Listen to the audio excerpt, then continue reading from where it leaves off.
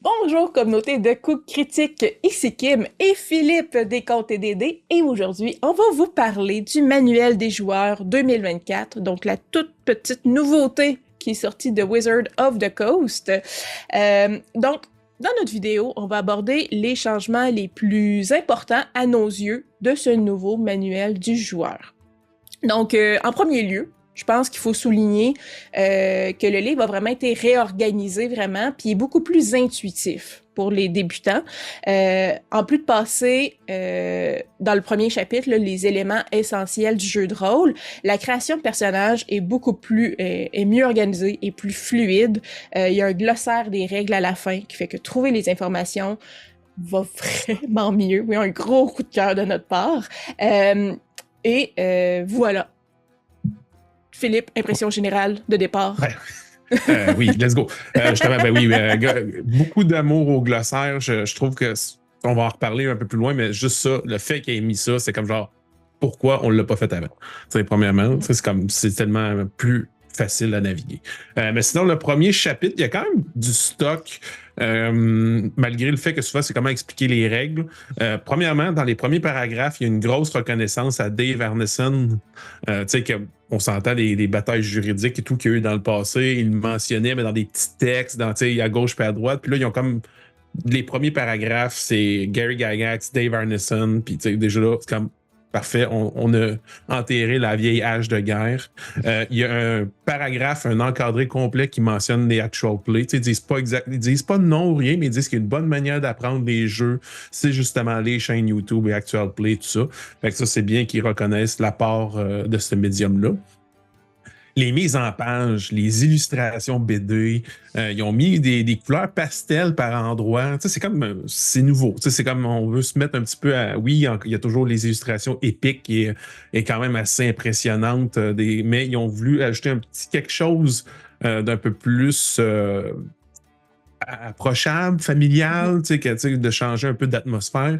Euh, il y a ils reconnaissent l'obsession ou la reconnaissance de la communauté à Curse of Strahd, parce que tout le premier chapitre, tous les exemples, c'est Curse of Strahd. C'est tout le temps, tout le temps, tout le temps, puis ils mentionnent, on regarde.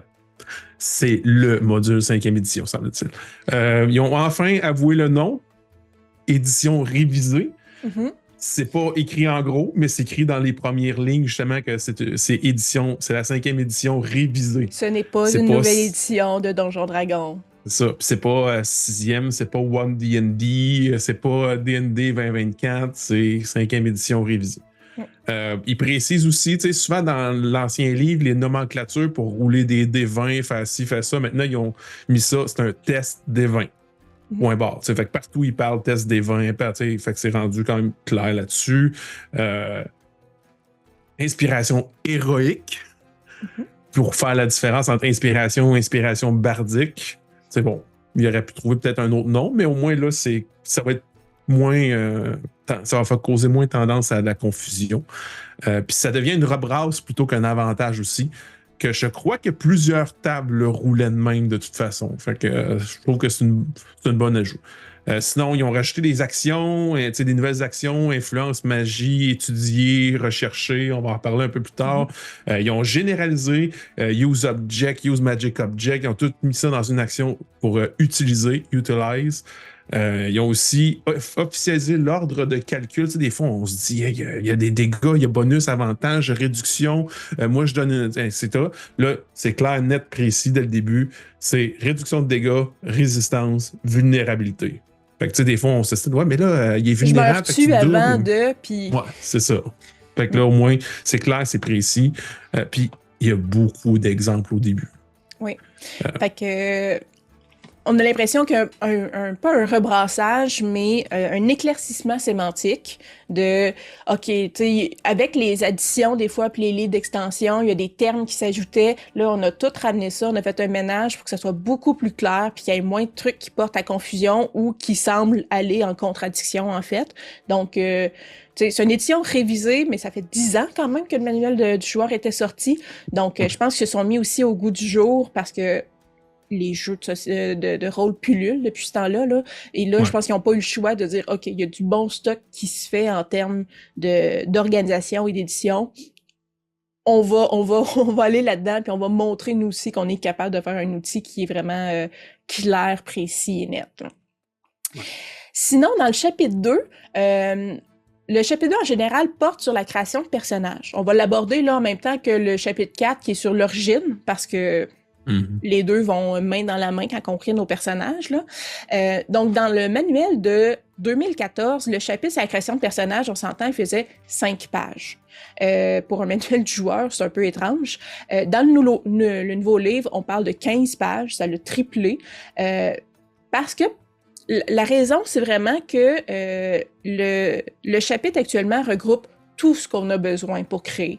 Il nous aide vraiment à créer un personnage, alors que dans l'ancien manuel du joueur, c'était un jeu de cherche et trouve, où il faut aller, des fois, il y a des informations qui étaient dispersées un peu partout. Donc, ça rend vraiment cette édition-là, cette édition révisée-là, je trouve, rend vraiment le jeu accessible pour un nouveau joueur. Créer un nouveau personnage, ce n'est plus une tâche ardue. Pour les joueurs expérimentés, certains outils peuvent sembler simplistes, mais c'est beaucoup plus facile de passer outre les outils qui nous semblent simplistes quand on est habitué que pour un nouveau joueur de essayer de comprendre des informations dispersées dans 200 pages. Donc, les informations sont bien divisées en titres, en sous-titres, en listes numérotées. Il existe des tableaux, des diagrammes pour fournir des informations de base. Donc, quand vous avez besoin de consulter aussi d'autres chapitres pour en savoir plus sur les classes ou peu importe, c'est indiqué clairement où se trouve l'information. Donc, comme j'ai dit, c'est plus un jeu de chercher-trouve, là, de cachette pour trouver l'information. Donc, qu'est-ce que tu en penses, Philippe? Je trouve que c'est ça, on parle de ancienneté, nouveau.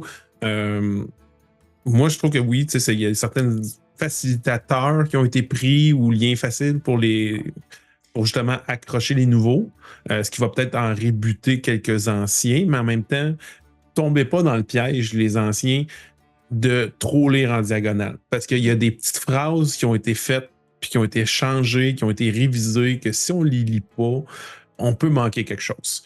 Sinon, dans le chapitre 2, il nous présente la fiche revampée, qu'on pourra retoucher un petit peu. Là. Ils ont enlevé des cases, ils ont rajouté des affaires, ils ont officialisé aussi la fameuse fiche avec les points de skill qui sont à côté de la stats.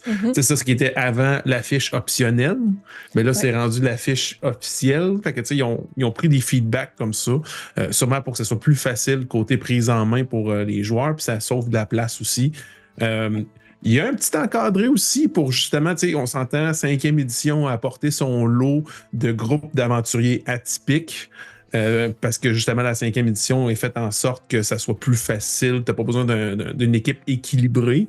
Mais ils ont mis un encadré avec des suggestions pour remplacer chacune des classes dans un groupe.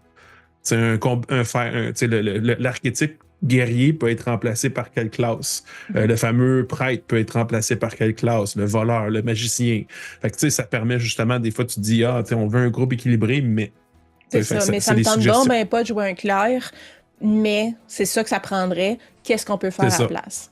C'est ça. C'est un petit encadré simple, facile, puis c'est comme genre, hey, regarde, c'est reconnaître que tu peux encourager d'autres rôles, finalement. Ils ont scindé aussi les langues en 2 sections, maintenant en 2 catégories, les langues communes puis les langues rares. Ils ont ramené ça. C'est un petit peu ça aussi avant dans la 3e édition.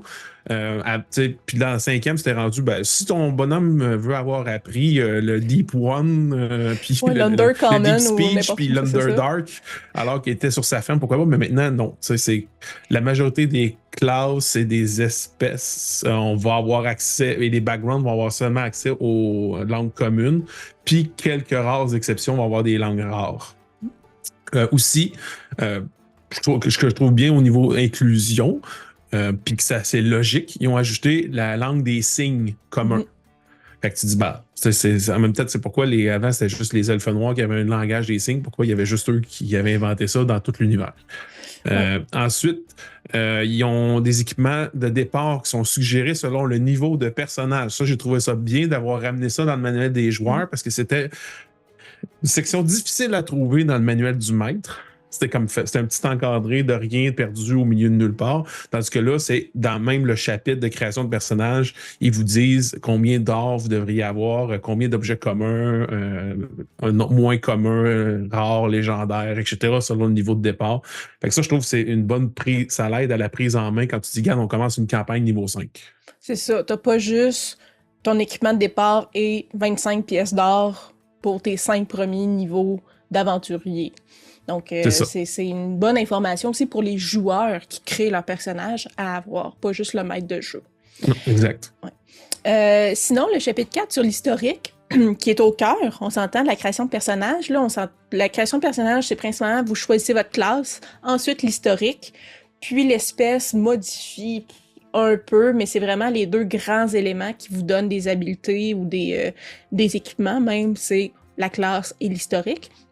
Donc, jusqu'à présent, la plupart des personnes avec qui j'ai joué à la 5e édition inventent leur propre passé, leur propre histoire, et éventuellement, quand vient le temps de créer ton personnage sur ta fiche, ils vont choisir un historique qui s'aligne avec ce qu'ils ont créé, ce qui est bien, ou sinon, ils vont choisir l'historique qui leur donne les bonus les plus efficaces mécaniquement, peu importe c'est quoi l'historique. Je vais prendre l'ermite, même si mon personnage n'a pas vraiment passé de temps dans le bois, puis il n'y a pas vraiment de vision non plus qui l'a fait sortir de là. Dans le fond, maintenant, en fait, avant, l'historique n'a jamais été un élément clé de la construction de personnages. On n'a jamais vraiment pris ça au sérieux, cet élément-là, dans l'édition 2014. Dans la nouvelle version, on va lui donner vraiment la priorité par rapport au choix d'espèces, qui est vraiment un bon signe, je trouve, pour une construction complète d'un personnage là, qui a un passé, qui a une vie avant d'avoir été aventurier. On s'entend, dans le livre du joueur, je trouve que la description de chaque historique est plutôt faible. Là, c'est genre 20% de la description de ce qu'il y a dans le livre précédent. Puis ils ont aussi supprimé les tableaux de traits qu'il y avait avant, là, les idéaux, les liens, les défauts. Ils ont tout enlevé ça. Puis cette section-là est aussi enlevée de la feuille de personnage. S'il y a vraiment juste un petit carré maintenant sur votre feuille de personnage pour personnalité, histoire de fond. Fait que, en même temps, soyons honnêtes, mon historique était sur une feuille à part, comme j'imagine la majorité du monde qui prennent ça à cœur. Mais j'ai l'impression que pour les tables les tableaux puis les listes déroulantes un peu là qui étaient en lien avec l'historique, moi je l'utilisais pas personnellement, mais c'est un outil qui, je pense, était utile pour les nouveaux joueurs, qui ont de la misère à donner des personnalités uniques à leurs personnages. Donc, je pense que ça pouvait donner des objectifs intéressants. Et là, c'est plus là. Au minimum, j'aurais aimé une sorte de nouvel ajout d'arrière-plan là, pour remplacer les fonctionnalités qui ont été coupées, peut-être une liste de questions ouvertes. Par exemple, mettons, on peut maintenant être fermier dans l'historique. Bon, est-ce que, tu sais, est-ce que tu étais engagé sur une ferme? Est-ce que c'était ta ferme familiale? C'était quel genre d'élevage que tu avais? C'est quoi que tu as rencontré comme épreuve durant ta carrière de fermier? Tu sais? Donc, il y aurait pu avoir 2-3 questions ouvertes par rapport à l'historique pour donner un peu de jus ou d'inspiration aux joueurs pour créer leur passé en lien avec leur historique. Donc, pour ce qui est de la création de personnages, c'est un peu mon opinion où ils disent que l'historique veut prendre plus de place, mais il y a pratiquement rien en termes de substance de création de personnages. T'es-tu d'accord avec ça, Philippe? Ouais. Oui, moi aussi, j'ai trouvé ça un peu étrange parce que justement, tout le livre avait comme une espèce d'approche pour aider un peu les nouveaux. Puis tout, puis là, t'arrives à l'historique, puis là, il y a comme des raccourcis qui sont pris. Ils ont généralisé certains backgrounds. Justement, folk hero est un mélange entre le fermier rendu un mélange entre le folk hero plus, je pense, artisan. Ils ont rajouté garde au lieu de d'autres. Ils ont vouloir généraliser ça un peu, ce qui est mieux pour les vétérans, parce que justement, comme les vétérans, souvent, c'est ça, comme tu dis, on faisait nos backgrounds à part, puis tout, puis les idéaux, puis tout ça, on faisait bof. Ça peut être une inspiration où je clique dessus, puis j'y regarde plus. Mais c'est un peu étrange pour les nouveaux. Ça, c'est comme la section que j'ai comme fait, celle-là est étrange par rapport à leur approche. Mais je me dis toujours, il faut toujours voir l'ensemble pour Donjon Dragon 5e édition. Le volume, il est massif, il est gros. Ils ont rajouté beaucoup de détails pour l'historique. Fait que, justement, dans les chapitres de création de personnages, fait que c'est peut-être là qu'ils ont voulu couper. Est-ce la bonne place? Je pourrais pas dire.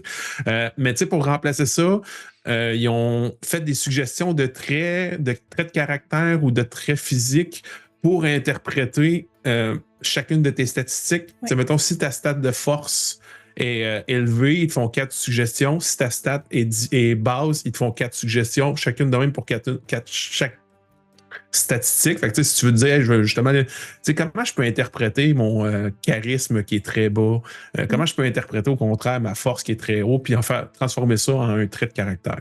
Fait que d'après moi, ils ont voulu aller chercher ça. Ça, je trouve ça vraiment intéressant.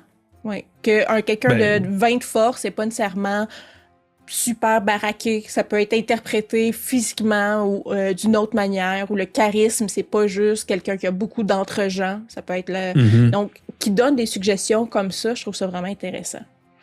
Ben, surtout que ils ont mis certains traits que j'aurais mis, mettons, un bas charisme, mais ils l'ont mis, je pense, à l'intelligence ou la sagesse. Tu fais comme ah ouais, ça fait du sens que tu l'interprètes comme ça. Fait que c'est des suggestions que j'ai trouvées pertinentes. Ils ont ramené aussi de manière un peu plus claire les alignements. Dans celui de 2014, c'est un petit peu flou sur le côté en disant off, c'est optionnel, puis c'est tout. Mais là, ils disent vraiment que ça fait partie, le retour du multivers. C'est plus rendu optionnel ou flou. Ça a une incidence, mais ils disent que bien sûr que le livre et les aventures sont pensés pour que les aventuriers soient bons. Ouais. C'est ça, il précise. C'est d'assumer, puis il suggère que si tu veux faire un alignement mauvais, il faut que tu en parles à ton maître de jeu avant. C'est la règle non écrite qu'on s'entend que tout le monde devrait faire, mais là, c'est écrit noir sur blanc pour OK, nouveau joueur, t'as jamais joué. Si tu fais quelqu'un de méchant, avertis ton DM, avertis tes collègues. Donc, ça, j'apprécie quand même si vous connaissez mon opinion personnelle sur les alignements, là, j'aime pas les alignements, mais quand même. Ça vient avec le désir de ramener ça pour les adversaires, les monstres, comme les attitudes, puis tout, d'aller rechercher la vieille fibre que certains joueurs ou maîtres de jeu trouvaient qu'il manquait dans la 5e édition. Effectivement.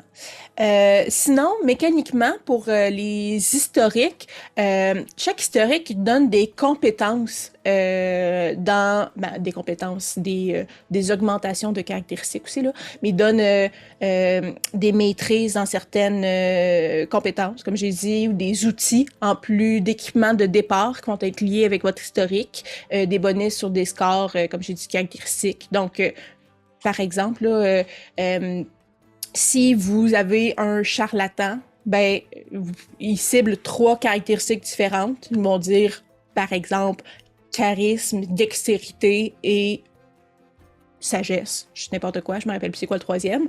Et là, vous pouvez mettre un +2 dans une caractéristique, un +1 dans une autre de ces 3-là, ou +1 aux 3. Donc, on est quelque part entre le Tasha's Cauldron of Everything. C'est ça? Tasha's Cauldron. Oui. On est quelque part entre ça qui était on les met où on veut et dans le 2014 où là c'était les espèces qui nous forcent à mettre ça dans des caractéristiques précises. Là on est on a un choix mais vraiment en lien avec qu'est-ce que tu as fait de ta vie. Si tu as été fermier, oui, la force risque d'être augmentée, la dextérité risque d'être augmentée. C'est pas ton intelligence qui va augmenter de 2 parce que tu as été fermier. Donc, je trouve qu'on est dans une logique quand même de ce que tu as fait dans le passé a augmenté certaines de tes caractéristiques, mais on a de la marge de manœuvre puis on peut orienter notre personnage quand même vers quelque chose qu'on souhaite.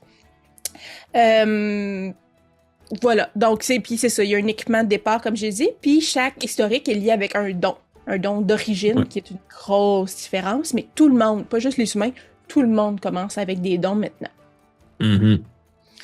Puis pour comme aller rechercher ce côté particulier-là de l'humain, maintenant le côté versatile, c'est que tu peux aller chercher un deuxième don qui a le tag origine. Ouais. Fait que, ça, c'est quand même bien parce qu'il y a plusieurs de ces dons-là que tu peux juste les avoir à l'origine. Tu peux pas les prendre plus tard. Ouais.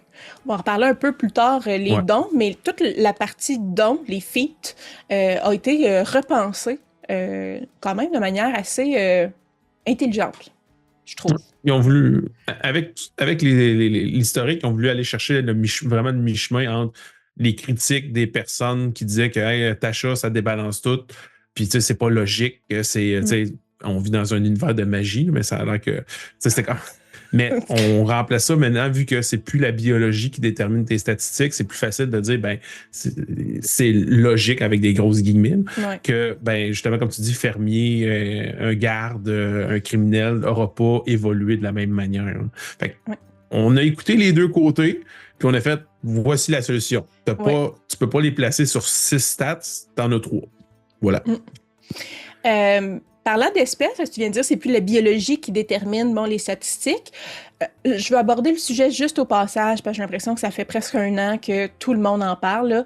Ah ouais. Moi, je trouve ça bien qu'on ait renommé race en espèce. Je comprends l'intention derrière ça. Je peux comprendre que certains trouvent ça un peu clinique dans la période d'essai où dans le fond, on pouvait donner notre opinion, la communauté pouvait donner leur opinion à Wizard of the Coast. Il y avait eu un sondage sur comment appeler ça. Lignée aurait été apprécié par plusieurs personnes. Ça aussi, je comprends. Mais au final, on s'entend que ça affecte pas comment je joue le jeu, que je nomme ça lignée ou espèce. Fait on s'entend que c'est pas une montagne sur laquelle je vais mourir, là. Je suis pas non plus gênée par l'élimination des demi-races. Donc, il n'y a plus de demi-elfe puis de demi-orc. Ça m'a toujours semblé un peu étrange, en fait, qu'il y a juste les elfes puis les orcs qui peuvent, comme, se reproduire avec les humains, mais pas les nains et pas plein d'autres espèces maintenant, là. Fait que j'ai l'impression que le Wizard of the Coast était face à deux choix. Donc, il y avait deux options, en fait, un choix, deux options. Soit il éliminait complètement les demi-races, comme ils l'ont fait, soit il introduisait un nouveau système de combinaison d'espèces, je devrais dire, qui pouvait être utilisé par toutes les espèces. Donc, avoir un demi-nain, demi-orc, un demi-goliath, demi-elfe. Même si j'adore l'idée qu'un elfe et un orc aurait eu un bébé ensemble, ce genre de système-là, je pense qu'il aurait été assez radical, assez lourd aussi pour un livre de règles de base.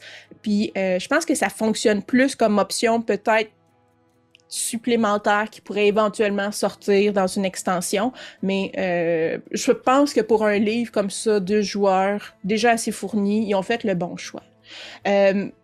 Aussi, bon, sur les réseaux sociaux, plusieurs personnes se sont plaintes là, que Wizard of the Coast avait supprimé beaucoup de détails, de saveurs au livre, au service de l'inclusivité. À lire le livre, le manuel du joueur, j'apprécie en fait qu'il se soit efforcé de supprimer une partie de espèce d'arrière-goût, moi je trouve grossier puis très bio-essentialiste là, qui collait au jeu par certains endroits. Là, donc parce que tu es un orc, que tu es comme ça. Même si nous, en tant qu'humains, on voit qu'il y a une panoplie de sortes d'êtres humains très différents. Donc, je pense que même si on supprimait une saveur qui était spécifique à certaines espèces, moi, ça me dérange pas, mais j'aurais aimé qu'ils renforcent un peu plus, justement, la saveur dans l'historique, comme j'ai mentionné tantôt. C'est pas vraiment ça que je vois. Je trouve qu'ils ont un peu, justement, ils ont pas rajouté cette saveur-là, ce lore-là que j'aime autant. Mais sinon, ça encourage définitivement les joueurs à faire leur propre travail créatif pour leur personnage, ce qui est amusant pour plein de gens, là, dont moi, mais ça peut créer une page blanche intimidante, peut-être pour les nouveaux. Donc voilà. Les Estes, maintenant, ils ont quand même créé des lignées, ce que je trouve intéressant, qui peut quand même, je pense au Goliath, dépendamment tu descends de quel géant, donne des habiletés différentes. La grande catégorie elfe, donc la lignée, elfe des bois, High Elf, Haut Elf, et ma traduction simultanée, puis Elfe Noir, je trouve que c'est intéressant comment ils ont intégré les lignées à la place pour donner des caractéristiques aux différentes espèces. Donc, le choix de lignée va avoir une certaine incidence mécanique sur des petits bonus des autres. Tu sais, je veux dire, les espèces ils ont encore des avantages. Allez pas croire que tout est rendu juste dans l'historique ou autre. Tu as encore des traits physiques puis des compétences qui sont liées à ton choix d'espèce aussi. J'ai trouvé aussi l'approche très fluide dans la lecture, puis dans la manière qu'il présente. Je trouve qu'on est loin des commentaires négatifs par rapport à une inclusion forcée, de la dénaturalisation de l'œuvre, etc. Je trouve que ça a été bien amené, ça a été bien parti, puis à aucun moment j'ai senti comme ils ont pris cette décision-là parce qu'ils voulaient être inclus. Je trouve que ils ont quand même écouté les deux parties. Ils ont penché plus d'un côté, certes, mais je trouve qu'ils n'ont pas non plus fait. On n'écoute pas du tout les autres.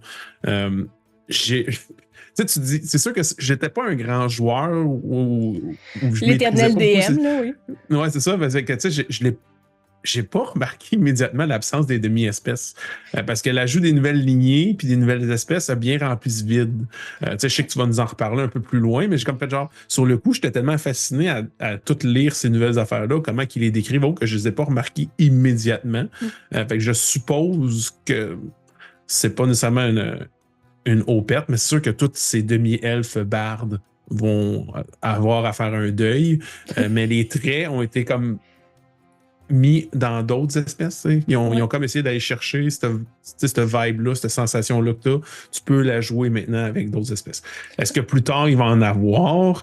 Est-ce que le but, c'est de vendre les fameux guides des royaumes oubliés qui vont sortir plus tard? C'est tout ça? Peut-être qu'il y a une décision de marketing là-dessus, mais aussi, le livre, il est tellement gros, comme on dit, fait qu'ils ont décidé de faire certains choix. Ouais. Aussi, chaque espèce a un peu de nouveau, sans aller trop loin dans leurs points clés, sans trop s'éloigner de leurs points clés de 2014. Ils ont tout un petit quelque chose de plus, autant au niveau de très personnalité que très physique, que de compétences.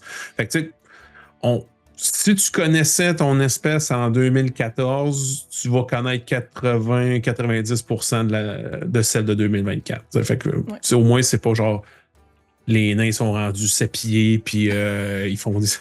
Non, ils ont juste bonifié. Oui, mais quand même, les espèces de départ ont quand même vu leur fonctionnement, comme tu dis, un peu mis à jour, ont été mis à jour. Ouais. Par exemple, la vision dans le noir du nain est passée de 60 à 120 pieds. Donc, on ne se chicanera pas là-dessus, là, on est plutôt content. Sa vitesse de marche est passée de 25 à 30 pieds. Il dispose désormais d'une nouvelle capacité appelée Tremor Sense aussi. Donc, ils ont des nouvelles capacités qui n'étaient pas dans les livres précédents.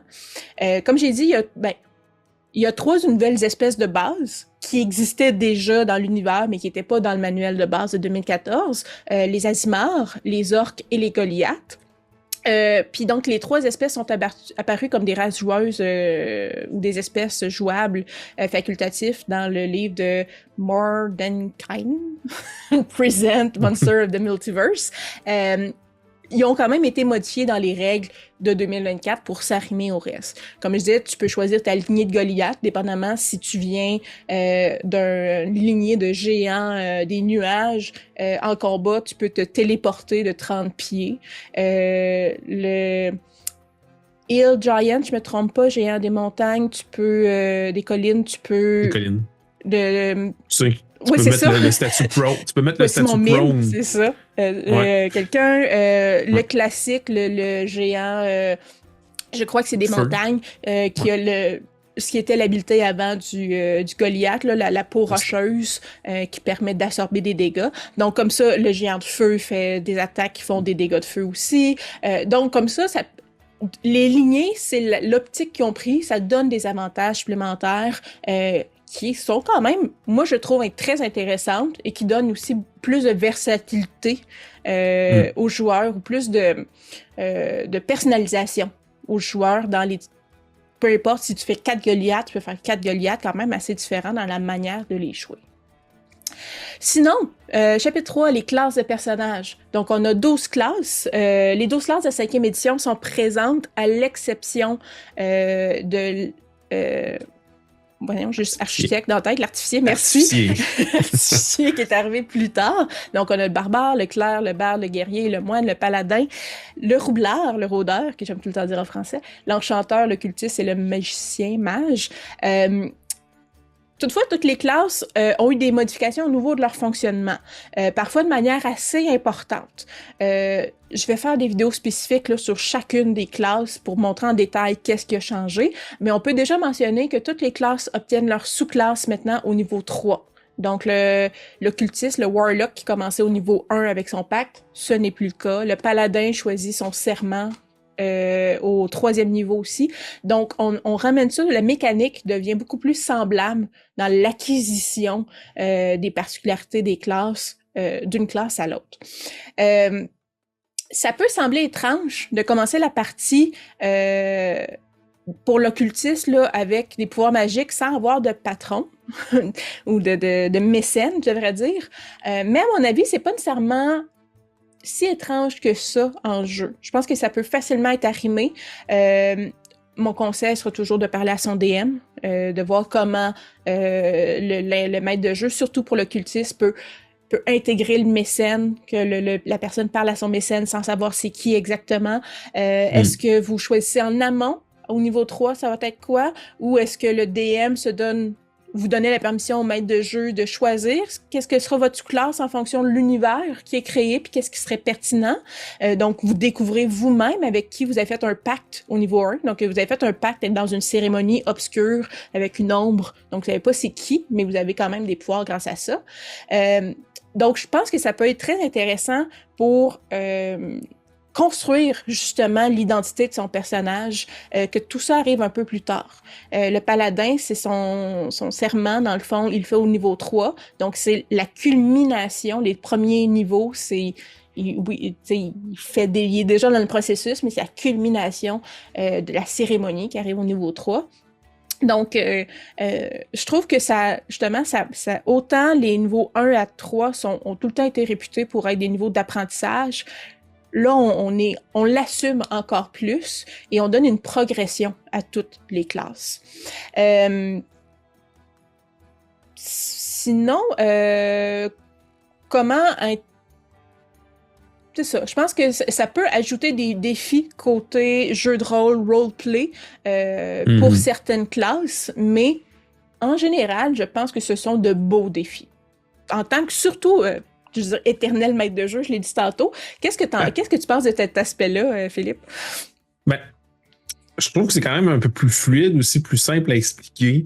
Tu sais, comme tout se débloque un trait spécial maintenant au même niveau. Fait que, tu sais, pour le pacing, pour comme l'espèce de puissance augmentée, tu sais, des blocages, tout le monde est rendu au pied d'égalité. C'est sûr qu'il y a le côté mécanique de cette décision-là. Tu sais, ça empêche les fameux level dips, que le monde y allait juste prendre un niveau pour avoir même un ou deux niveaux. Mais ça vient aussi un petit peu avec le côté roleplay. Comme tu mentionnais un peu, ça met du poids c'est sûr, ça met du poids sur les épaules du maître de jeu. Mais ça renforce aussi l'aspect que le niveau 1 à 2 sont vraiment des apprentissages pour les personnages. Puis ça peut, au lieu de devenir juste un choix mécanique, ça peut devenir aussi un choix lié à l'histoire, lié à ton univers. Ça peut, c'est ça, c'est qu'au lieu de se dire dès le début, je suis prêtre de telle affaire, maintenant tu choisis à la place ton ordre monastique. T'es-tu plus protecteur ou t'es plus ecclésiastique? Ouais. Fait que là, ça te donne, oui, tu gardes quand même une certaine personnalité, mais après ça, tu sais, jusqu'où ta foi va aller, par exemple. Ou quel aspect de ta divinité tu vas développer, parce que souvent, les divinités offrent 2 à 3 domaines. Fait que, c'est toutes des affaires que tu peux explorer maintenant en jeu.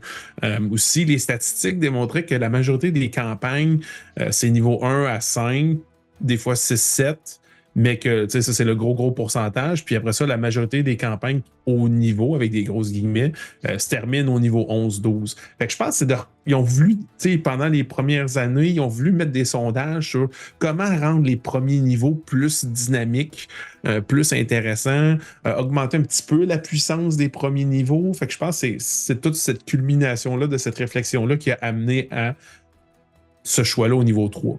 Puis ça fait en sorte aussi que des fois, ça ne le cachera pas, vu que, mettons, le druide l'avait au niveau 2, l'autre l'avait au niveau 1, tu voulais que ton guerrier, puis ton paladin, puis tes autres, y aient leur pouvoir, fait que le niveau 2, 3, il arrivait vite. C'est dans ça. certaines campagnes, là, parce que tu voulais justement pas laisser en plan les classes qu'il y avait juste leurs archétypes plus tard. Ton clerc, il est content d'exister au niveau 2, mais ça se peut que ton roublard trouve le temps long, tu sais. C'est ça, exactement. Tu sais. Fait que tu sais, si tu te dis, hey, j'ai hâte d'être enfin un thief, ben, puis que le maître de jeu, il va vraiment bite the book avec les XP, tu sais, le nombre de milestones nécessaires, etc., ben, des fois, c'est ça, ça crée peut-être une inégalité. Aussi, ils ont ajouté un tableau de difficulté mécanique de chaque classe. Ça, je trouvais ça intéressant. Tu sais, par expérience, souvent, on le disait. On disait, ah, tu sais, quand t'es un nouveau joueur ou une nouvelle joueuse, tu te dis, oups, cette classe-là, fais attention, c'est un peu plus complexe. Celle-là, fait, tu sais. Mais là, ils ont mis ça clair dans un beau petit tableau. Puis aussi pour les classes, là, juste la liste de sorts avec les écoles après chaque classe. Oh, Oui. gros Sérieux, plus. c'est ça. La personne qui a décidé de l'organisation du livre, là, mérite une médaille, là. Donc, c'est vraiment une belle réorganisation intuitive, là. Vraiment. Ben, puis, tu sais, c'est tellement plus facile. Avant, Oui. tu avais ta liste de sorts à la fin. Mais, tu sais, mettons, tu jouais un abjurateur. Tu dis, OK, parmi celles-là, c'est lesquels qui sont des abjurateurs. Fait que tu ailles voir dans l'abjuration. Fait que tu ailles voir dans la fin du livre, dans l'espèce de liste, il n'était pas nécessairement clair quel sort était quel sort. Tu sais, sur Beyond, oui, c'était clair, c'était mentionné. Mais ça, là, ça va être beaucoup plus fluide. Puis, tu sais, en même temps, ça fait que le joueur ou la joueuse qui veut une référence rapide a juste à aller à la page de sa classe, puis elle a tout. Tu sais, pas genre, attends, là, si tu la page 350, tu sais, 250, tu sais, à la fin, puis tu feuillettes, puis là, non, je suis dans les sorts de clair, ah non, je suis dans les sorts de regarde, là. Ta liste de sorts est à la fin de chaque classe. Ça, Oui. gros bonus. Oui. Sinon, les dons. Il y a 4 catégories de dons, comme j'ai dit maintenant. Donc, on a une refonte de comment ça fonctionne, les feats. Don d'origine, on en a parlé un peu avec l'historique. Donc, tout le monde commence avec un don d'origine, selon le choix d'historique. Un fermier va avoir un don, je n'importe quoi, mettons skilled, et le scholar va en avoir un autre. Et certains dons d'origine peuvent être pris plus une fois durant la progression aussi. Donc, certains dons donnent des habiletés sur des compétences précises. On peut leur reprendre pour améliorer une autre compétence éventuellement. Les dons généraux, ce que nous, on est habitué de jouer avec le livre de 2014, qu'on peut faire au niveau 4 et plus, la plupart de ces dons-là ont des prérequis, soit liés au score de caractéristiques, donc ça prend 13 de force ou plus, ou de maîtrise, donc des maîtrises d'armes ou autres. Donc, tous ces dons-là donnent une augmentation de score de caractéristiques de 1 aussi, en plus du pouvoir qui est lié. Donc, c'est plus maintenant, OK, parce que je prends tel don, mes caractéristiques augmentent pas, mais tel autre don, je peux en augmenter. Donc là, il y a comme une guerre à quel don devient le meilleur, le plus utile. Là, tous les dons augmentent au moins une caractéristique. Mais chaque, dans le fond, caractéristique est quand même restreint, là, c'est pas choisis celle que tu veux dans les 6, c'est OK, ben observant, c'est soit sagesse ou intelligence, mettons. On a aussi maintenant, tous les styles de combat sont considérés comme des dons maintenant, qui vont être spécifiques à certaines classes. Donc, quand on choisit un style de combat pour le guerrier, le paladin ou le rôdeur, ça va être considéré comme un feat maintenant, un don. Et au level, au niveau 19, il y a les Epic Boons, donc les bénédictions épiques, si je traduis, je sais pas en français comment ils disent ça. Donc, c'est obtenu au niveau 19, ça augmente des scores de caractéristiques, puis ça donne des pouvoirs uniques. Donc, dans la version 2014, ça l'existait, mais c'est vraiment une mécanique, là, on s'entend, de haut niveau, que seul le maître de jeu était capable de donner aux joueurs. Maintenant, c'est les joueurs qui choisissent leur Epic Boon au niveau 19, avec quand même de grands avantages qui vont être liés à ça. Finalement, certains dons ont changé. Il ne faut pas prendre pour acquis qu'ils ont tous resté les mêmes. Là. Observant, maintenant, ne peut plus lire sur les lèvres. Donc, on a enlevé ça, on a donné d'autres habiletés à la place. Donc, en 2014, les feats étaient un peu une règle optionnelle. C'était beaucoup axé sur l'augmentation des caractéristiques, puis au passage, prendre un feat à la place. Mais ça a vraiment été adapté là, par les joueurs. C'est le fun, habituellement, prendre des dons. Fait que dans le livre de 2024, on sent qu'il y a vraiment, ça, non seulement été ajouté comme règle officielle, mais c'est vraiment été considérablement, oui, étendu et on pousse les joueurs à choisir des feats. Il y a encore la possibilité de juste augmenter deux traits de caractéristiques, mais c'est une des options là, dans la liste roulante de dons qu'on peut prendre. Les nouveaux dons améliorés aussi ouvrent une tonne de potentiel pour la construction de personnages, les tactiques de combat, donc les dons liés aux armes aussi ajoutent des tactiques de combat différents, de jeux de rôle, et pour moi, c'est un des très bons éléments de la mise à jour des règles de l'édition revisée, on va dire. Ouais. Voilà. Philippe, qu'en penses-tu, toi, des dons? Ça a été une belle refonte de système. Il y a des belles modifications qui ont été faites. Il y a des éclaircissements qui ont été nécessaires aussi. Il y avait certains dons que c'était au sujet à interprétation ou il y avait comme un flou. Ça laissait aussi beaucoup de poids des fois sur le maître de jeu sur comment j'interprète ce don-là. Comme on dit de la lecture sur les lèvres, là, c'était comme il n'y avait pas de règles qui entouraient ça. OK, t'es capable, mais à quelle distance? C'est ça. Un jet de perception. Faut que tu fasses, c'est-tu automatique? C'est-tu un jet de perception? Si la personne, tu vois juste la moitié de la lèvre, ça marche tout, etc. C'est comme, là, ils ont juste fait, regarder, c'est trop de gestion pour le maître de jeu. Puis ça débalance certaines autres mécaniques qui vont vouloir pousser. On avait parlé des nouvelles actions, étudier déjà. On va en reparler plus tard, mais c'est ça. Fait que ça, ils focusent plus là-dessus.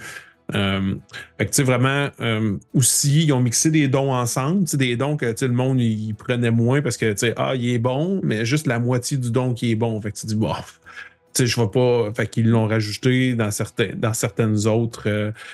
Comme. Avant, là, il y avait comme plusieurs dons pour les armes à deux mains, parce qu'il y en a un qui c'est selon si tu avais des armes d'as, si tu avais ci, là, ils ont tout mixé ça, ou presque, dans un seul don, à peu près. Puis ils ont enlevé une mécanique pour le reach, qu'on va parler tantôt, pour justement faire en sorte que t'es pas, si tu veux une arme avec de la portée, ben, tu disais, il faut que je prenne un don. Mais là, sinon, les Epic Boons, ça tombe, comme tu dis, ça tombait sur les épaules du maître de jeu. C'est une règle optionnelle. C'était dans un coin du livre qui disait, mais en plus, il en parlait souvent dans avancer au-delà du niveau 20. Puis là, ben, c'est comme genre juste dire, non, regarde, les Epic Boons, ça démontre que le niveau 17-20, c'est ça, être épique dans 5e édition. Puis sans vouloir développer mécaniquement des niveaux au-delà de 20. Parce que dans la 3e édition puis dans la 4e édition, il y avait ça. Là. Tu pouvais dépasser le niveau 20 pour tomber dans le monde épique. Là. C'est comme, ils admettent que pour l'édition la 5e édition révisée, ça se termine au niveau 20. C'est sûr qu'il y a des règles maison puis des third party qui en ont fait, mais bon. Puis eux suggèrent à la place qu'à chaque 35 000 XP dépassé le niveau 20, tu donnes un Epic Boon ou un don. Selon la puissance que tu veux donner aux joueurs. Puis, comme on parlait tantôt, ben justement, on parlait d'observant, mais aussi keen mind. Je suis désolé à tous ces joueurs et joueuses paresseuses qui utilisaient keen mind pour ne pas prendre de notes. Le fameux malheur des maîtres de jeu, c'est où le Nord, c'est aussi... Je me rappelle de tout le temps. C'est ça, c'est fini ce trait-là. Je vous le dis tout de suite. Soyez pas choqués. Fait que commencez à prendre des notes, s'il vous plaît. Oui, parce que le trait existe, le don existe, mais il est vraiment autre chose maintenant. Oui, je le trouve bien dans sa nouvelle mouture. L'autre, c'était comme très technique. Genre, ben oui, mais fait que prenez des notes. Oui, vous vous rappelez plus exactement ce que votre tante elle vous a dit en partant de la maison il y a 29 jours, 46 minutes, parce que c'était 30 jours. Il y avait ça aussi, c'est comme... Ça fait-tu 30 jours ou 31 jours? C'est au milieu de la caverne, avec aucun repère, dans les ténèbres absolues, le Nord est par... oui. C'est bon. Okay. Oui, donc sinon, c'est ça, améliorer les dons en général. Oui, c'est ça. Puis ils ont mis, dans ces dons-là, comme je mentionnais, ils ont mis un focus sur les nouvelles actions. Study, Search, Utilize. Il y a beaucoup de dons qui vont aller jouer avec ça. Fait que c'est une mécanique qui est ajoutée dans le 5.5. Oui. Sinon, l'équipement, j'ai dit c'est un peu dans les dons, on en parlait un peu, mais il y a une nouvelle, dans le fond, je ne saurais pas comment le traduire, là, le Mécanique. Mastery Properties, donc les propriétés de maîtrise. Donc, c'est propre à chaque arme. Donc, les classes, comme j'ai dit, le rôdeur, paladin, guerrier, qui ont le don de style de combat, peuvent choisir une arme, dans le fond, qu'ils vont maîtriser, mais encore plus, je dirais, que les autres, là. Et ça débloque une habileté différente avec votre arme. Donc, on retrouve fendre, donc cleave, graze, comme Frôler, frôler ou blessure gratigner. mineure, oui, gratigner, oui. Entailler, nick, pousser, sap, donc saper, mettons, ralentir, renverser, donc prone, et vexer. Donc vex, là, donc la personne après ça, tu l'as outré et ça lui donne des désavantages. Donc les armes gardent leur propriété de 2014 comme finesse lourde, mais il y a des nouvelles propriétés qui ont le but d'ajouter justement un aspect plus tactique au combat. Donc votre guerrier, votre paladin, et c'est pas juste « OK, je frappe avec mon arme ». C'est aussi, OK, je peux pousser, je peux faire tomber la personne qui va me donner un avantage sur ma deuxième attaque. Donc, ça donne aussi, je trouve, beaucoup de versatilité aux combattants, ce qui est super intéressant, moi, je trouve. Plus c'est versatile ou plus on a des choix, en fait, là, plus je vais aimer ça. Toi, ces options-là, est-ce qu'ils t'ont intéressé, Phil? Ben, moi, je trouve que c'est quand même positif. Ça ajoute un petit côté stratégique à son choix d'armes puis sa classe aussi, parce qu'il y a certaines classes qui n'auront pas les mêmes maîtrises. Fait que des fois, quand tu hésites entre deux classes martiales, ben, il y en a une, on s'entend que le guerrier a accès à tout. Puis il y en a d'autres qui ont accès à moins. Fait que c'est ça. C'est un petit bonus encore pour le guerrier. T'sais. Il y a beaucoup de. On ne voulait pas aller trop dans les classes, mais je trouve qu'il y a beaucoup de mécaniques qui ont changé pour donner de l'amour aux guerriers. Entre autres, c'est comme. Je vais vous dire, mettons, un Goliath de la lignée des géants de collines, que la sous-classe champion, avec une arme renversée. Vous allez voir, les maîtres de jeu, si la cible est large et moins, votre cible va souvent être pro. Elle va tout le temps être couchée. Ça ajoute c'est ça, ça fait que ça ajoute. C'est comme tu es capable de faire une combinaison pour ajouter un côté tactique. Puis il y a beaucoup de ces décisions-là aussi qui peuvent être changées, comme avec ta chose. Mettons, à chaque 4 niveaux, je ne me rappelle plus exactement. Mais tu sais, ça fait en sorte aussi que ton personnage n'est pas pris à vie avec ça. Comme je disais tantôt, dans l'équipement, quand on lit maintenant les descriptions, relisez-les toutes parce que ça a l'air pareil, mais il y a des choses qui ont changé. Comme je mentionnais tantôt, la portée, reach. Maintenant, c'est marqué que ça donne une portée de plus 5 pieds. C'est pas juste dire maintenant tu attaques à 10 pieds, c'est tu augmentes ta portée de 5 pieds. Puis, ils ont retiré l'incapacité d'attaquer en mêlée. Oui, ton albarde va être utile. C'est ça. Tu n'étais plus obligé de prendre justement Half Master. Tu disais. Fait que même si tu veux jouer un personnage un petit peu tank défense, tu peux quand même prendre une albarde. Avant, c'était comme genre, ouais, je ferais pas ça. J'étais toujours obligé de te maintenir à distance jusqu'à temps que tu sois soit un humain variant ou niveau 4. Fait que c'est comme, mais là, maintenant, c'est enlevé. Il est quand même très concis, il est bien apporté, il y a une mise en page espacée, très claire. Les catégories, de la manière qu'ils ont décrit ça, je ouvre le livre, puis tu fais comme genre, wow, c'est beau. Je veux dire, c'est beau, c'est espacé, ça respire, c'est moins pogné tout en moton comme l'autre édition, c'est moins lourd et c'est plus digeste. Aussi, comme je dis, la propriété light, légère, est rendue plus complexe parce que maintenant, elle mentionne aussi tout ce qui est attaque à 2 armes.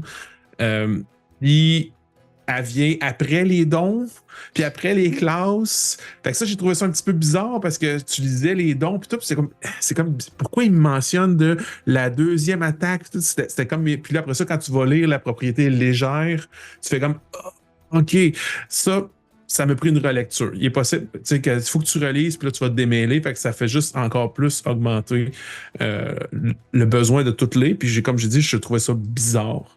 Que il y a 2-3 sections là, comme ça que je trouve qu'ils ont été moins bien placés. Puis ça en est une. Comme tu dis, OK, mais si tu parles de la mécanique dans plein de pages avant, puis que là, il faut que tu ailles plus loin, ça bat un peu l'aspect simplicité qu'ils ont été capables de faire pendant les 5 premiers chapitres.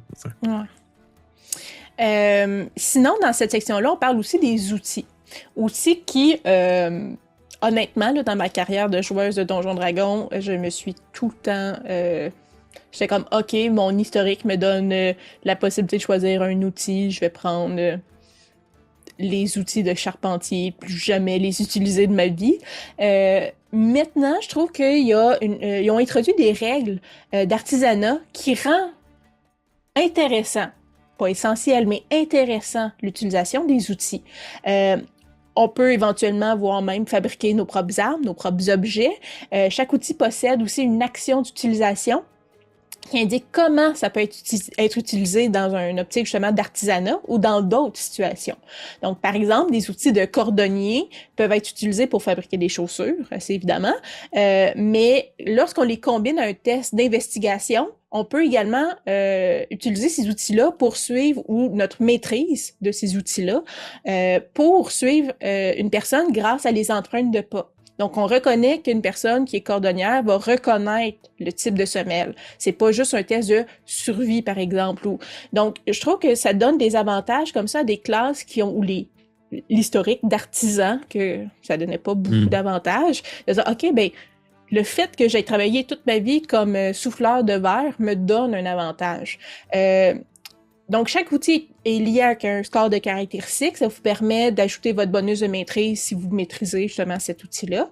Puis, vous obtenez aussi des avantages sur des tests que vous effectuez avec une compétence, là, avec l'outil que vous maîtrisez. Donc, tout ça se combine pour faciliter le tout. Du côté des outils d'artisan, par exemple, les fournitures de brasseurs permettent, avec un jet d'intelligence, de détecter du poison dans un beuvrage avec une difficulté de un DC 15, identifier un alcool, un DC 10. C'est possible de créer aussi une antitoxine contre le poison. En fait, ça donne avantage sur les tests de sauvegarde contre le poison. Les outils de souffleur de verre, je vous disais, permet avec l'intelligence de discerner si un objet en verre est... Qu'est-ce que contenu l'objet en verre dans les 24 dernières heures, et de créer des bouteilles de verre, des jumelles, des fioles. Donc, les ensembles de jeux aussi avec la sagesse permettent de discerner si quelqu'un triche ou de gagner la partie si vous réussissez un test de difficulté de 20. Donc, c'est pas juste, OK, ben je sais jouer aux cartes, puis on va mettre la saveur. Ou maintenant, c'est, OK, littéralement, si, tu peux voir si quelqu'un triche parce que tu connais le jeu. Tu peux gagner le jeu, puis gagner avec le niveau de difficulté. C'est encore là, c'est plus vraiment au maître de jeu à dire OK, ben je vais mettre ce niveau de difficulté-là. Le kit d'herboriste permet d'identifier une plante aussi. Donc, des fois, ça permet, sans dire de contourner les jets de nature, mais ça donne des options. Quand on n'a pas nécessairement la compétence, ben on dit, ben je suis pas expert en nature, mais j'ai un kit d'herboriste, il me semble que ça serait pertinent. Donc, ça donne quand même de la flexibilité aux joueurs, je trouve, et aux maîtres de jeu. Toi, en tant que DM, penses-tu intégrer plus souvent les outils, justement, l'utilisation des outils dans le jeu, ou pousser tes outils, ouais, tes joueurs à le faire, ou pas vraiment? Je trouve que c'est justement, pour rouler sur le mot, c'est un bel outil pour débuter. Ouais. Justement, pour commencer, intégrer au bon niveau. Tu peux créer tes cordes, tu peux créer tes échelles. Ces fameux équipements d'aventuriers que souvent le monde, ils font « Hey, j'ai oublié de l'acheter » ou « J'y ai pas pensé » ou « C'était pas dans mon kit de départ. » Ben, tu peux dire « Regarde, moi, je suis vraiment charpentier, je vais en faire une échelle, puis on va l'avoir accès au lieu de se dire « Ah, ben là, la ville est à 3 jours de marche. » Ça vient chercher un peu le côté débrouillard des aventuriers. Cependant, je trouve qu'il y a plus d'outils ou plutôt de manière de rendre cela plus complexe. Par outils, je veux dire, il y a de mécanique. Il n'y a pas beaucoup de suggestions pour mettre ça plus compliqué. Il nous parlait de tout ça, puis on avait l'impression qu'on allait pouvoir faire du gros crafting, ou genre dire hey, si je trouve de la peau de dragon, ou je présume qu'on va en avoir un peu plus à se mettre sous la dent avec le manuel du maître, qui va aussi présenter les repères de joueurs et autres. Fait que je suppose qu'il voulait peut-être mettre ça très de base, puis plus tard, après ça, développer l'ensemble des choses. J'aime aussi les suggestions faites pour encourager l'utilisation des outils. C'est bien d'encourager justement les joueurs et les joueuses à utiliser leurs compétences techniques et pour pouvoir briller à des Mhm. moments qu'en théorie, il n'y aurait pas les compétences. Ça avait été c'est un mix finalement entre ce qu'ils suggéraient dans le manuel des joueurs de 2014 puis Xanatar. Mhm. Je trouve qu'ils ont bien galvaudé ça, puis en même temps rassemblé ça, puis résumé ça en quelques exemples concrets. Puis je trouve qu'ils encouragent beaucoup les jets d'enquête. Tu sais, Oui. ça, c'est justement de trouver des techniques puis tout, puis de pas faire en sorte que c'est juste le roublard avec 5 expertises. J'exagère sur le nombre Mais pas d'expertises, loin. mais on dit ouais, c'est ça. Tu sais que c'est lui qui fait toute l'enquête, puis que les autres se curent le nez un petit peu, tu sais, comme OK. Mais là, ben, hey, justement, comme, tu sais, je suis tanneur, fait que je sais ça, je sais souffler du verre, fait que, hey, je sais que cette potion-là est empoisonnée. Tu sais, c'est comme, je trouve ça le fun. Tu sais, Oui, c'est un ça aspect du renforce jeu. l'historique aussi beaucoup. Ben, c'est ça. Ça fait en sorte que tes choix, tes décisions, puis ton progrès, tu sais, c'est comme, hey, j'ai soufflé du verre pendant 10 ans de temps de ma vie, là. Je pense que je le sais, c'est supposé ressembler à quoi une fiole de si j'étais Mhm. l'enfant, tu sais. Comme, hey, je trouve ça, puis ça renforce un aspect du jeu qui est un petit peu plus faible. Mhm. Tu sais, on se le cachera pas, Donjon Dragon, puis les enquêtes, souvent, ça demande un petit peu de bidouillage du maître de Ouais. jeu pour que ça soit intéressant et pertinent, puis qu'il y ait un développement, ben là, ça met plus d'outils dans les mains des joueurs et du maître de jeu aussi. Ça, je trouve ça vraiment, mais vraiment pertinent. Puis, je trouve que ça va aussi avec, on se le cachera pas, Donjon Dragon, c'est un jeu pour brasser des dés, rouler des dés. Fait que, tu sais, quand tu te fais dire, ben, il faut que tu aies cette compétence-là, sinon, ben, roule rien, ben, que maintenant, tu as d'autres options. Ben voilà. C'est sûr qu'il y en a qui peuvent dire, ouais, mais ça complexifie les règles, ça complexifie ça. Oui et non. Ça la rend plus versatile, mais on se le cachera pas là. Donjon Dragon, ça va rester des briques de règles. Oui. T'sais. Sinon, parlant de règles, je veux dire de choses compliquées, moi, ça m'a tout le temps intimidé au début dans Donjon Dragon, mais les sorts. Donc, le nouveau manuel du joueur de 2024 introduit également des changements majeurs, je trouve, dans la façon dont fonctionne la magie. Il y a un chapitre qui s'étend sur plus de 100 pages. Là. Il y a près de 400 sorts différents, bien classés quand même, mais si de nombreux sorts existaient déjà dans la version 2014, puis une bonne partie sont inchangés, là, paniquez pas, il y a eu quand même un certain nombre de révisions. Par exemple, le contre-sort, Counterspell, a été modifié pour le rendre beaucoup moins puissant. Parce que c'était quand même un sort assez game changer, là, pardonnez mon anglais. Il y a aussi 12 nouveaux sorts en tout et pour tout. La progression des niveaux des sorts a également changé pour certaines classes, comme le cultiste, entre autres, là, qui obtient plus d'invocations au premier niveau. Il y a également quelques changements sémantiques. Par exemple, le cultiste a abandonné l'utilisation du terme école au profit d'un titre beaucoup plus simple. Pas le cultiste, le mage, pardon. C'est pas comme c'est pas l'école d'évocation, c'est un évocateur. Par exemple, la sous-classe, comme je dis, l'école d'évocation, c'est désormais un évocateur. Illusion, c'est un illusionniste, l'école d'illusion. Fait qu'on sémantiquement, on ramène ça à quelque chose de plus simple. Sinon, pour toi, c'est quoi le changement le plus important à ce niveau-là? Est-ce que tu penses que les changements faits au sort vont être quelque chose de game changer dans l'édition révisée? Il y a quand même beaucoup de gros changements. Tu sais, oui, il y a 12 nouveaux sorts, mais quand on dit 12 nouveaux sorts, c'est 12 nouveaux. C'est pas 12 nouveaux sorts dans le manuel des joueurs. Ils ont rapatrié des sorts qui étaient dans le Xanator, dans le Tasha, tu sais, plusieurs sorts qui étaient dans d'autres livres optionnels, ils les ont mis dans le manuel des joueurs. Fait que ça, il y a plus que, tu sais, mettons, si tu vérifies le nombre de sorts du 2014 versus 2024, il y en a beaucoup plus.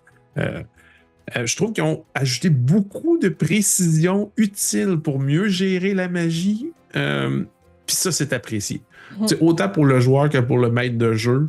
Avant, le simple, des exemples rapides, le ritual casting, là, c'est très clair et précis parce qu'avant, tu avais l'information qui était disséminée dans 3 endroits différents. Là, ça prend ton action magique à chaque round. Tu es en concentration. Puis si tu échoues ton rituel, ben, tu perds pas de spell slot, tu perds pas tes objets, tu perds pas tes. Mettons, si t'as des focalisateurs, c'est rien. Fait que ça en est. Le jet de concentration est rendu capé à maximum 30. Avant, tu peux te dire, Ouais. Non, mais le jet de concentration quand tu te manges des dégâts, pardon. Ah oui, excuse. Oui, non, oui. Oh. Non, c'est moi qui. Tu sais, mettons, tu te manges 50, tu te manges 100 points de dégâts. Jet de concentration de 50, c'est impossible. Si tu fais, mais là, maintenant, c'est maximum 30. Les nouveaux sorts sont aussi rafraîchissants sans débalancer. Tu sais, Arcane Vigor, que j'ai tombé là-dessus par hasard, qui est c'est hot, ça utilise les dés de vie du magicien. Ça fait. Puis je trouve qu'ils ont aussi beaucoup à aller chercher. Il y a beaucoup de mécaniques qui utilisent les dés de vie pour faire des effets. Ça, je trouve ça le fun aussi. C'est une mécanique qui était sous-utilisée. Il y a des clins d'œil aussi à des magiciens de Greyhawk, beaucoup. Donc ça devrait plaire aux plus anciens. Ils ont les sorts qu'ils ont ajoutés. Font beaucoup de référence à d'autres magiciens peut-être moins connus que Morden Kanan. Fait que ça, je trouve ça bien. Toutes les summons, c'est rendu des spirits. Ça règle bien des casse-têtes des fois. Fait que ça simplifie beaucoup de choses. Les statistiques sont à même le sort. C'est comme ça fait en sorte que tu te dis c'est un esprit. Fait que mon summon là, que j'ai été capable d'étendre pendant 2 heures de temps, ma vache, faut-tu qu'elle mange? Oui, c'est ça. Ton summon familiar, c'est un spirit, même s'il y a l'apparence de ce que tu veux. Oui, c'est ça. Fait qu'il y a plein d'affaires de même que c'est comme moins ses épaules de règles maison ou d'interprétation, parce qu'on se le cachera pas. Donjon Dragon, ils veulent limiter un petit peu plus les interprétations, puis ils veulent beaucoup plus définir. Ça a ses avantages, ça a ses inconvénients, mais quand tu joues dans un jeu aussi, c'est quand même crunchy que Donjon Dragon, qui est aussi croustillant, qui a autant d'affaires, t'aimes ça que ça soit précis. Oui. Téléportation est mieux définie, les avantages et les inconvénients de la. Puis le fameux sort souhait. Il est plus clair, il est plus cool, parce que ils te disent que vraiment, qu'est-ce que tu peux faire plus en détail, mais plus risqué. Mm-hmm. Maintenant, le contre-coup de lancer un sort de souhait pour autre chose que émuler un sort de niveau 8 et moins est marquant. Puis ça, je trouve ça le fun, parce que tu peux avoir des impacts vraiment majeurs avec ce sort-là. Puis je trouve ça juste voir justement un magicien qui dit regarde ça, c'est mon arme atomique, c'est ma dernière arme ultime. Fait que c'est pas pour rien que je veux pas l'utiliser, parce que c'était dans l'ancienne version, oui, tu avais une faible chance de contre-coup, mais tu te demandais pourquoi les magiciens ils font pas tout le temps souhait, à chaque jour ils se lèvent et je vais souhaiter ça, ben là tu le sais pourquoi. Je veux sans aller trop dans les détails là, puis je trouve ça cool. Oui.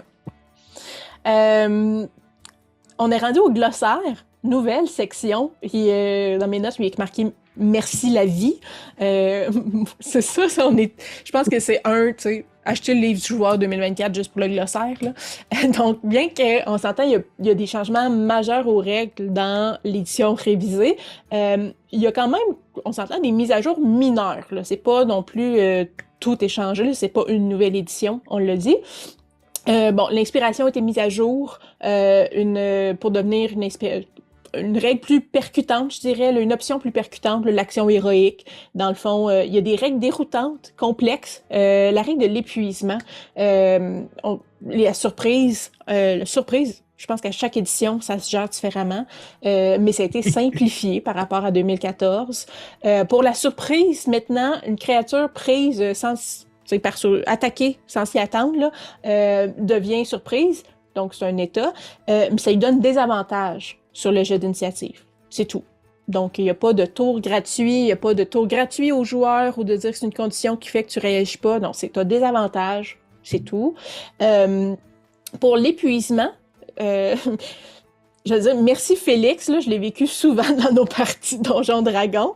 Mais pour l'épuisement, il y a encore 6 niveaux de fatigue. Le 6e entraîne notre mort, encore. Mais les 5 niveaux précédents sont beaucoup plus simples qu'avant. On s'entend, là, j'ai été souvent épuisée, puis à chaque fois, il fallait jamais me référer. OK, c'est quoi déjà le premier? OK, c'est quoi déjà le deuxième? OK, c'est quoi déjà le troisième? Dans quel ordre ça se passe? Maintenant, c'est pour chaque niveau -2 sur tout jet impliquant un D20. Puis, la vitesse est réduite de 5 pieds, 1,5 mètres, par niveau d'épuisement. Donc, vous multipliez ça par le niveau, puis c'est fini. Vous avez juste ça à vous rappeler. On enlève un niveau de fatigue par long rest, comme avant, par repos long.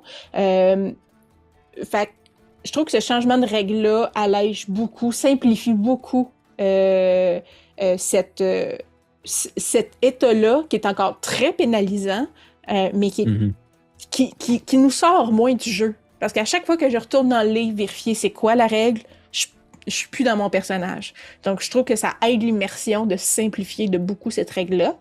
Il y a des règles qui intègrent un certain nombre de modifications mineures. Comme j'ai dit, le fait que boire une potion, c'est désormais une action bonus pour tout le monde. Donc, il y a plus... avant, c'était supposé être une action, mais c'était une règle maison pour plusieurs maîtres de jeu.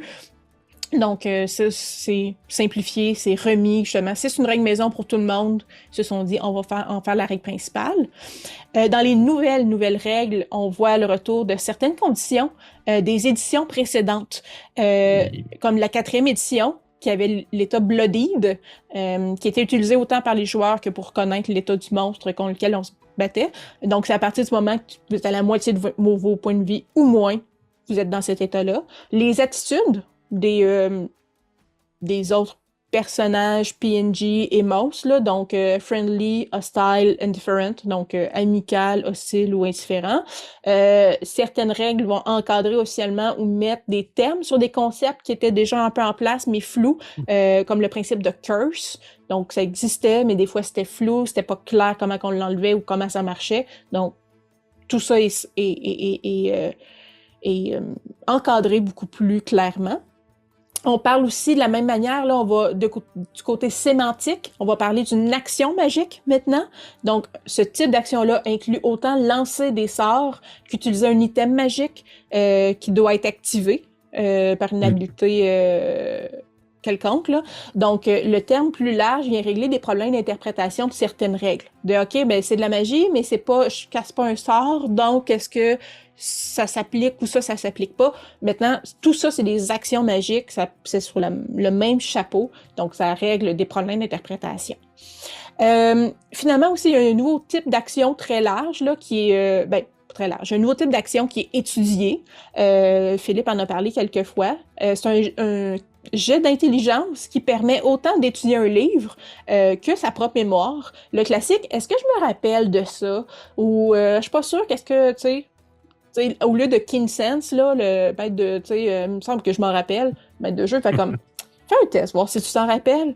Donc, un indice, ou c'est étudier un indice pour essayer de comprendre, avoir le maître de jeu nous aide dans la compréhension d'un puzzle, là. Donc, tout ça a une nouvelle action qui se nomme étudier. Donc, pour toi, Phil, quelle modification des règles est les plus importantes? Lesquelles vont avoir le plus d'impact, tu penses, dans le jeu maintenant? On a mentionné quand même plusieurs, puis c'est que je trouve ça bien parce que juste à étudier le glossaire, tu peux voir quand même certaines tangentes que prend le manuel 2024, le manuel révisé. Mais il y en a un qui m'a frappé positivement, c'est juste comme ça, parce que je suis tombé là-dessus par hasard, j'ai fait enfin. C'est qu'il précise que tu ne peux pas tenter l'action influence, parce que maintenant c'est une action. Justement, fait que le fait que tu définis un terme puis que ça devienne une action. Et puis influence, c'est autant persuader que tromper, que intimider. Tromper, c'est ça exactement. C'est sur une même cible plus qu'une fois par 24 heures. Donc, fini les groupes entiers qui tentent de persuader, intimider, mentir leur gaffe en boucle. C'est logique que ça soit gamifié comme ça, mais c'est intéressant de le préciser. Parce que là, maintenant, le maître de jeu, wow, tu regarde le gars, là, maintenant, là, tu pousses, mais tu sais, le fameux pouce, mais pouce égal. Là, c'est standardisé. Après ça, tu sais, un maître de jeu, si les gens ils argumentent bien, plutôt qui veut permettre un autre jet, c'est grand bien leur en face. Chaque table a un peu leur propre règle qu'ils peuvent faire. Mais là, maintenant, tu le sais, là, à la base, tu peux juste tenter d'influencer l'attitude d'un personnage sur... Puis en même temps, ils disent aussi que tu peux pas persuader une créature hostile qui t'aime pas, que soudainement te donne son trésor. C'est précisé comme non. Tu peux changer un petit peu son attitude, tu peux faire, mais tu peux pas. Ils ont mis un tableau maintenant pour aider les maîtres de jeu qui sont un petit peu moins certains. On a quand même d'expérience, nous, dans le travail des années, mais un maître de jeu qui commence tout pourrait se dire ah ben là, le barde, il a roulé 30 sur son jet de persuasion, ben je suppose que le dragon, il l'aime maintenant. Non. C'est ça, C'est ça, voilà. Fait que c'est logique, mais intéressant. Plusieurs de ces petites règles aussi étaient déjà présentes dans des livres, des errata ou autres, mais de tout voir mis à jour sans tenter de chercher le fameux ruling de Jeremy Crawford sur Twitter dans un Sage Advice de 2012, parsemé de « Hey, la bière était bonne hier », ça fait du bien. Oui, vraiment. Des fois, là, tu as ça, tu te poses une question, ah, mais c'est pas précisé, puis tout, là, tout le monde sur son téléphone, ah, mais tu sais, Jeremy Crawford a dit ça en 2016. Ouais, mais après ça, en 2020, il a dit ça. Voilà, là, c'est précis, c'est net, c'est mis à jour. 10 ans, il y en a eu. Ça passe des choses, ouais.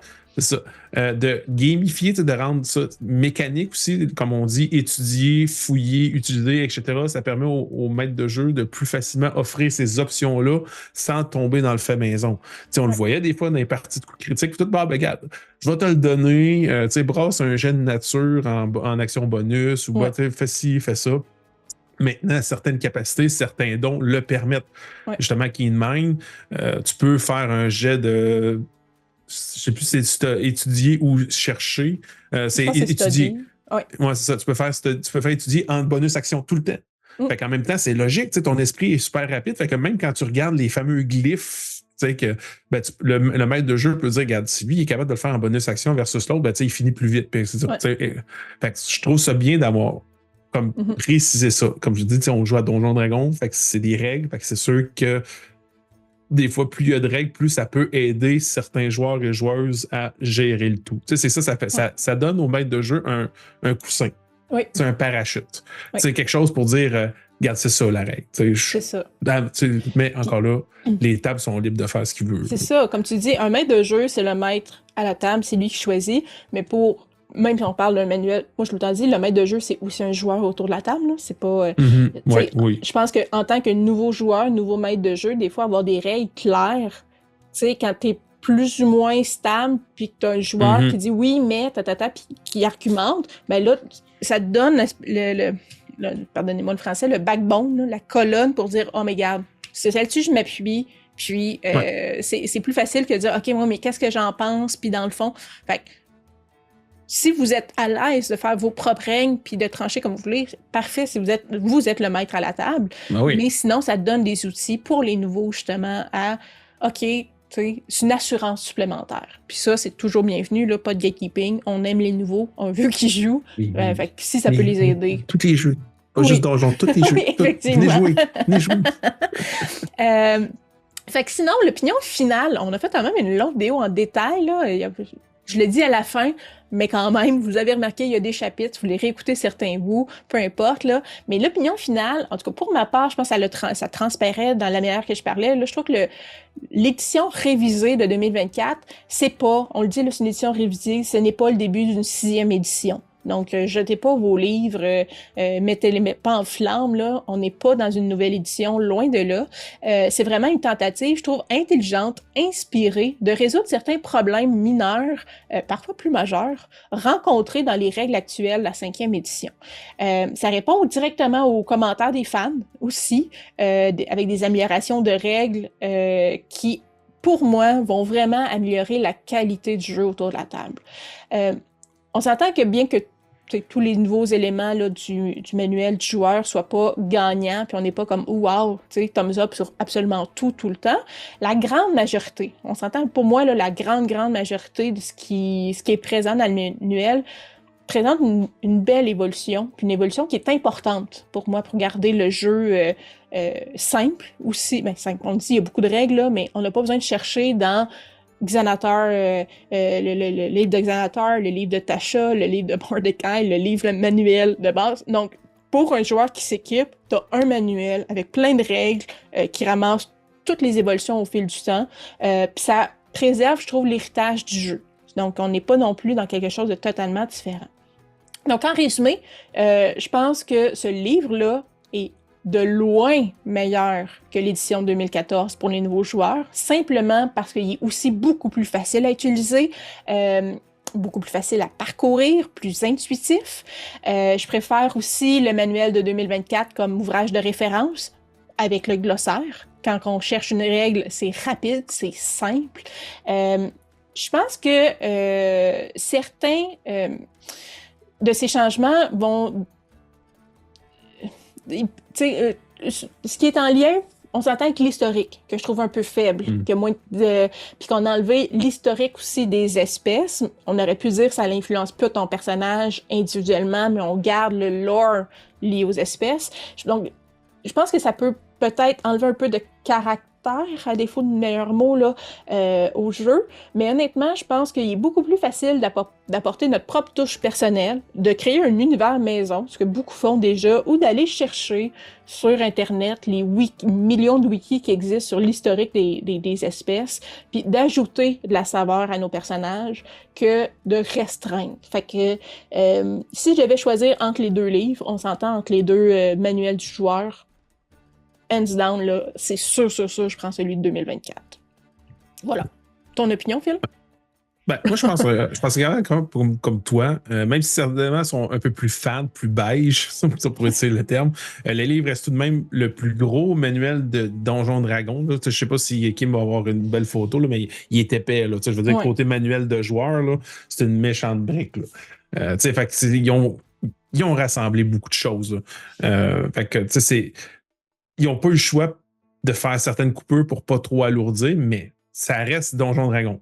Ouais. C'est pas du OSR, c'est pas du néo-OSR, c'est pas du rétro gaming ou autre système. Alors, c'était quand même à prévoir de voir la majorité des mécaniques rester et être changées. On avait on avait un petit peu espoir que avec l'OGL, avec ça, toutes les affaires, puis le fait qu'on va peut-être ajouter des nouvelles mécaniques, on va peut-être ajouter...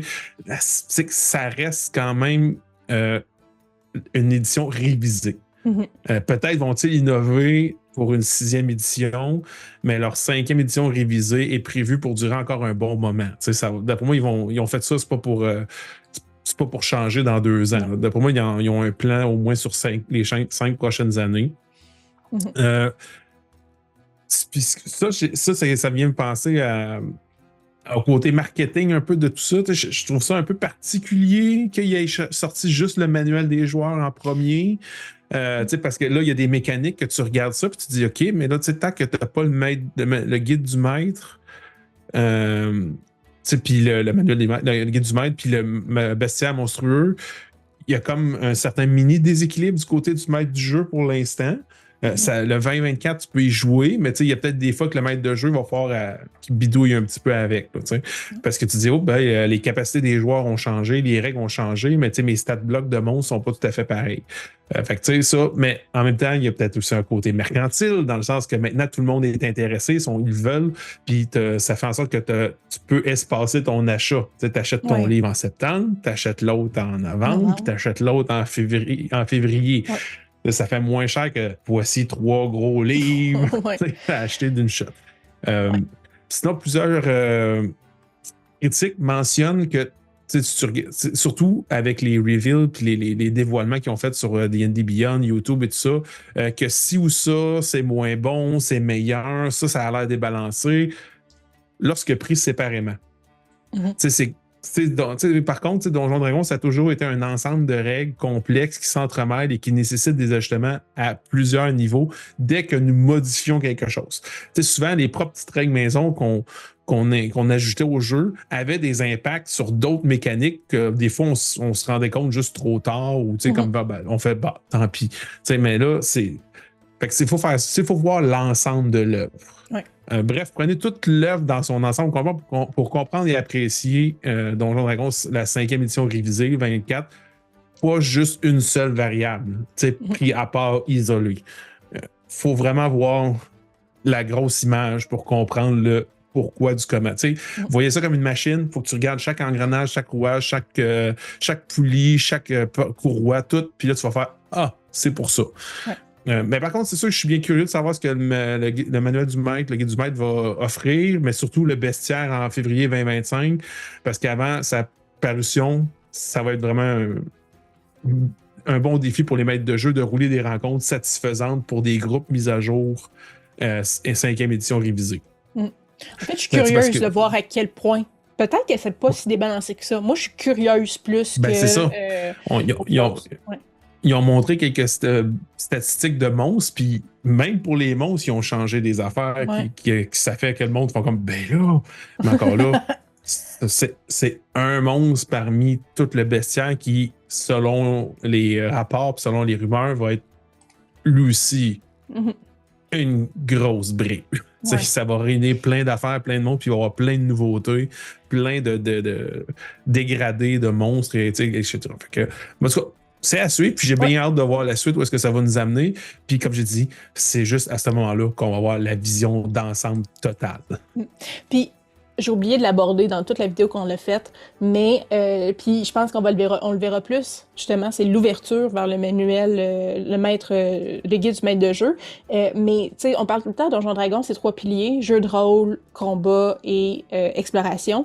Et dans le glossaire, on peut voir dans les nouvelles règles, je trouve que il y a je pense, il y a des indices que l'aspect exploration est renforcé avec toutes les conditions de déshydratation. Oui, c'est vrai. Tu sais, je trouve que, Famine. ouais, je pense que parce que je trouve que ça a tout le temps été la patte faible de la chaise à 3 pattes de Donjon Dragon, là. Ça a tout le temps été un peu l'aspect plus faible. Tu sais, OK, je pars 3 semaines dans le bois, je compte pas mes rations, on s'en fout, dans le fond. Là, je pense qu'il y a des mécaniques qui vont être mises en place ou qui sont déjà mises en place qui renforcent l'aspect exploration, et ça me jase. Ouais, mais on va le c'est savoir vrai. un peu plus le 12 novembre. Fait que, ben, premièrement, merci Philippe de ton regard affûté sur d'avoir pris le temps de regarder ce manuel-là rapidement, parce qu'il est quand même tout chaud, tout neuf. Ouais, ben, Merci d'avoir merci. parlé avec moi aujourd'hui de ça. Merci à vous, tout le monde, d'avoir écouté. C'est une longue vidéo, mais vous avez plusieurs détails sur le manuel et vous pouvez, j'imagine, vous faire une opinion un peu plus éclairée, savoir si ça vous intéresse, ça vous intéresse pas. Vous êtes obligé d'absolument rien dans la vie. Puis sinon, merci de nous encourager. Juste être là nous encourage. Donc, si vous aimez la vidéo, si vous voulez qu'on fasse d'autres discussions comme ça, moi et Philippe, pour le guide du maître de jeu, pour le manuel des monstres, des likes, commentez. Abonnez-vous à la chaîne si ce n'est pas déjà fait. On va faire des vidéos là, presque à toutes les semaines, là, des carnets de règles sur comment créer sa feuille de personnage 2024, toutes les classes, un regard en profondeur de chacune des classes et les modifications qui sont faites. Donc, suivez-nous si Donjon Dragon 2024 vous intéresse. Puis ben sinon, on se dit à la prochaine. Bye! À la prochaine. Bye bye tout le monde.